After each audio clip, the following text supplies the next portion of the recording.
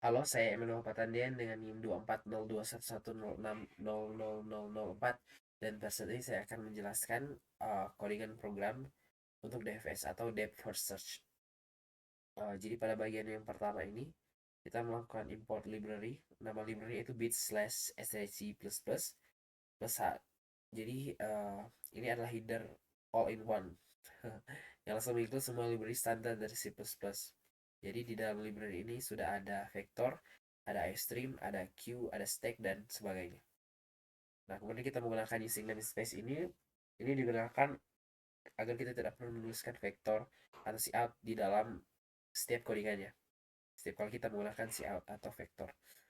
Jadi pada bagian kedua ini, di line keempat, ini kita akan melakukan representasi graph. Dimana kita membuat sebuah array, dia arraynya berisi 8 buah nilai. Jadi array ini nilainya 8, indeksnya 0 sampai 7 dan berisi ke 8 nilai ini. Kemudian pada bagian 3 ini kita memasukkan in values nilai dari setiap vektornya. Nah, pada bagian 4 ini array penanda kunjungan. Nah, jadi DFS ini punya punya penanda node yang mana dia yang sudah dikunjungi. Jadi bentuk array boolean itu berisi 8 elemen untuk 8 node. Jadi semua awalnya itu diberikan nilai false. Seluruhnya itu nilai false. Nah, bagian kelima, pada bagian boolean ini adalah fungsi DFS rekursifnya. Jadi pertama ini fungsi U ini, node ini, fungsi U ini akan menerima node yang sering dikunjungi. Target, variable target ini nilai yang sedang dicari, kemudian pet ini catatan jalur kunjungan. Node mana saja yang sudah diperiksa. Nah, pada bagian saat kita akan memulai fungsi ini, di mana pada bagian ini kita akan menandai node yang sudah dikunjungi. Visit you sama dengan true. Jika node dimasukkan ke dalam status sudah dikunjungi, DFS itu sudah tidak kembali lagi ke belakang dan membuat loop infinite. Jadi ketika dia sudah ditandai true, DFS itu sudah tidak akan kembali lagi ke node yang sudah diperiksa, sehingga dia akan mencegah terjadinya loop atau perulangan infinite. Jadi node U itu dicatat ke jalur DFS. Nah, pada bagian 3 ini terdapat logika di mana ini dilakukan cek apakah nilai yang dicari itu sudah ditemukan atau belum. Kemudian pada bagian ini, perulangan ini, jadi ada rekursi ke node tetangga, di mana loop itu memulai semua tetangga V dari node U. Jadi jika variable V itu belum dikunjungi, maka DFS ini ke node tersebut. Nah, jika pencarian di bawah itu menemukan target, maka dia langsung dihentikan. Dia langsung di return. Dia akan menulis dalam mungkin baru mundur. Pada bagian kelima ini, line ke-22 dan 23, kalau misalnya semua tetangga itu gagal, semua nilai itu gagal,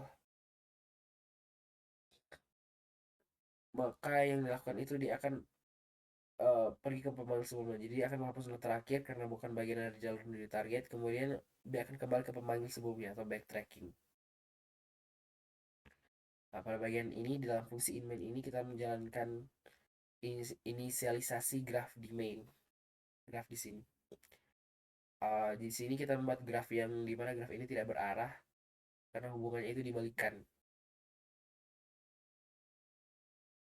Dimana graf ini berbentuk seperti cabang. Nah, pada bagian ini kita meminta kita mendeklarasikan variable target dan meminta user untuk mengisikan nilai atau value dari variable target itu.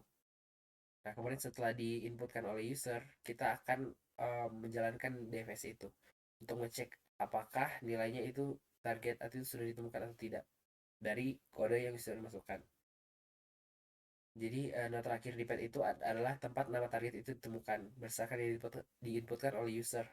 Jadi dia akan cetak jalur kunjungan menggunakan notasi A1, A2, dan seterusnya. Nah, untuk codingan bagian ini, jika ditemukan dia akan mengeluarkan keterangan ditemukan pada node bla bla. Namun jika tidak ditemukan, maka dia akan diatputkan tidak ditemukan graf. Nah, pada bagian ini kita mereturn programnya ketika sudah selesai. Kita execute saja. Misalnya kita cari nilainya 118. Nah, karena 118 ini tidak ditemukan dari graf yang telah kita buat tadi di array, 8 nilai yang kita inputkan di array, maka dia akan keluar output semua not yang dikunjungi itu A1 sampai A8 seluruhnya dikunjungi, tapi 118 itu tidak ditemukan.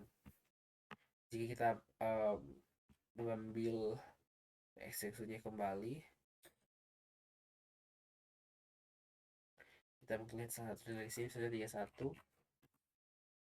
Nah, 31 ini ditemukan, targetnya ditemukan di node A7, di mana nilainya cocok 31 dan jalan kunjungan itu yang dikunjungi oleh DFS itu sampai menemukan 31 ini di node di A7. Node A7 itu dari A1, A2, A4 dan A7. Kurang lebih seperti itu penjelasan saya mengenai DFS.